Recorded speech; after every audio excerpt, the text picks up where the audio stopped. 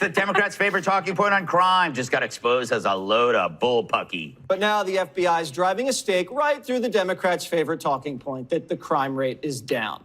The Bureau quietly updating its data to show a big jump in violence under the Biden-Harris administration. Let's break it down. In 2022, the FBI said violent crime rates decreased by 2.1%. But now, the feds are adjusting that number to show an increase of 4.5%.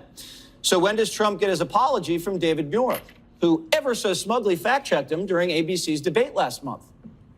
Crime here is up and through the roof. Despite their fraudulent statements that they made, crime in this country is through the roof. President Trump, as you know, the FBI says overall violent crime is actually coming down in this country. But Excuse me, the FBI they were defrauding statements. They didn't include the worst cities. They didn't include the cities with the worst crime. It was a fraud. So, Dana, did the FBI acknowledge this change at all, or was this one of the things like no, they do on did. a Friday? No, they didn't actually, because that's how you know about it on a Wednesday. Oh, okay. And going into Thursday. So got me. Yeah, the jobs number, it's like the jobs numbers, right? Yeah. Like there's these revisions and they come through. The thing is, unfortunately for Kamala Harris and Biden, these came through right before 19 days to go when people are starting to pay attention. Like when I pay attention just to the playoffs in baseball, kind of. I mean, I know that the Dodgers beat the Mets 8-0. That's all I know. The other thing is, so I watched that network a lot, ABC. And I remember this past year, there was one night with something terrible had happened crime-wise. And for a week, they never mentioned it at all. And it was huge news. And I was thinking about even with Kamala Harris last night, if you had never watched Fox News, and that last night was the first night that you tuned in in order to watch Kamala Harris, and they were talking about immigration, and that was the first time you heard that there were 3, 5, 6, 7 million people that came into the country in the first 3.5 years of the Biden administration, you would have no idea because no one else covered it. Remember Bill Maloogian? He'd be down there by himself. Griff Jenkins, any other reporters there? Nope, nowhere to be found. It was the story of their lifetime, and they decided to give it a pass. So these numbers are undercutting their message, I would say. All right, so Greg, if Trump loses, we can point to this and say they rigged it. I think so. Absolutely. Don't do it. Yeah. Summer of joy. Remember, the real crime was telling people that the crime that they experienced with their own ears and eyes, victims, that it was all in their head.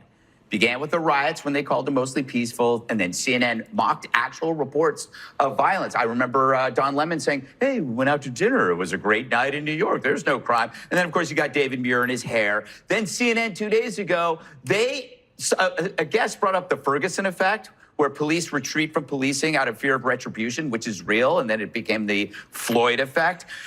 The host acted like it didn't exist, and Abby Phillip, the host, actually wrote an article about it for the Washington Post. So crime deniers, you could argue, are worse than the criminals themselves because they enable the flourishing of the criminality because they themselves are safe. The young woman on the subway, the young mother on the subway, that's all in your head. While the people at CNN and MSNBC and at the DOJ, they get chauffeured to and from Pilates and Whole Foods, probably by an off-duty cop, a cop they tried to defund.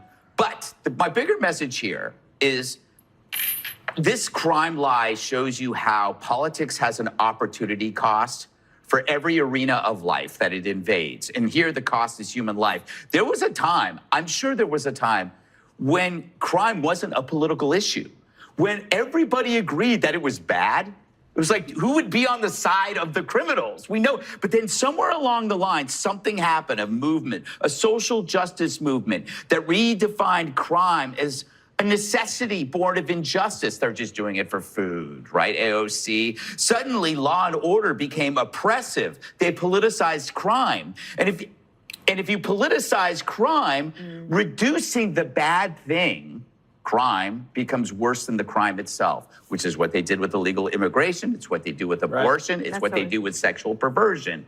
If you try to tackle something that's bad, like abortion, we all know it's bad. Remember the original the slogan, safe, legal? Why would you say that if it was good? Yeah, so when Trump wants to fight crime, the Democrats want to fight for crime, Jessica. Why must you be so ridiculous? We were born this way, as Lady Gaga would say. You're wearing a Lady Gaga shirt. I like that. What? Look, 2 compliments, 2 shows in a row. What is happening? You gave here? me that hideous gift of the Real Clear Politics average in the battlegrounds, though. Frame it. Okay, so time to play my favorite game. You cherry picked. Okay, so what you didn't mention is that there was a downward revision in the level of violent crime in 2021 that was actually a bigger ratio than the upward revision in 2022. And 2021 and 2023 are actually lowest crime rates, violent crime rates that we've seen in decades. Right. I would also note that the homicide rate, which is pretty important, right? People getting murdered, Right. that's unambiguously down, and you can check CDC stats against that as well. So David Muir has no apologies to give about yes, this. he does. Because no, still, he doesn't. No, because But he still, the said underlying it's issue of the overall FBI down. stats Can I is that they speak on didn't this? include. No, they that's didn't not include true. major cities. Yes, it is. Yes, it is. We're arguing over You can- a flaw, but the greater story is that If these Donald statistics Trump are had fraudulent. specificity and said in 2022 the violent crime rate was up 4.5% when you said it was down 2.2%, for instance, then maybe we could have a discussion. But you are talking about an overall trend line through that administration. Judge, would you like to Even when they doctored it, On it's still nine- wrong. No. Jessica Tarlow, would you like to refute? Her? Please. Okay, Jessica. I thought you were calling me Jessica. No, I would never. On No. 9/11, He loves you. on this show, I said that David Muir was wrong when he told Donald Trump the crime was down. And what is so stunning is that ABC is this time-honored, long-revered news station. It's not. Their brain room, or whatever they have, is a kindergarten. Because I had the stats and I held it up on this show and I went back to look at the film and it said New York City didn't respond, Los Angeles didn't respond, blue cities, I might add, and 1/3 of the police departments in this country did not respond to the FBI request. Ergo, there was no clear reporting by the FBI and David Muir. Okay, but they use it as a political point to trash the left. Why is it whenever there's a mistake, to trash the right, whenever there's a mistake, it's in the favor of the left, whether it's jobs.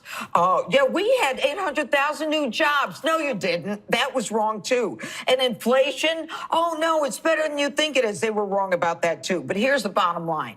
They used it in the 2022 election. Do you remember the governor of New York, Kathy Hochul, coming and saying, crime is a perception. It's not real. Baloney. You can't walk outside without worrying that someone is either going to shoot you or mug you or take your pocketbook. And we told you, and we brought you the stats. And the problem is that the left is so caught up in lies that there is no shock when these federal agencies just patently lie to us, whether it's the Intel and the Hunter laptop, and whether it's Intel and the investigations, that domestic terrorists are parents and all this nonsense. The left lies for a political agenda. Wow, that cherry picking game, Jessica, really blew up in your face. It's okay. Did not. Keep trying tomorrow. Stay right there. It's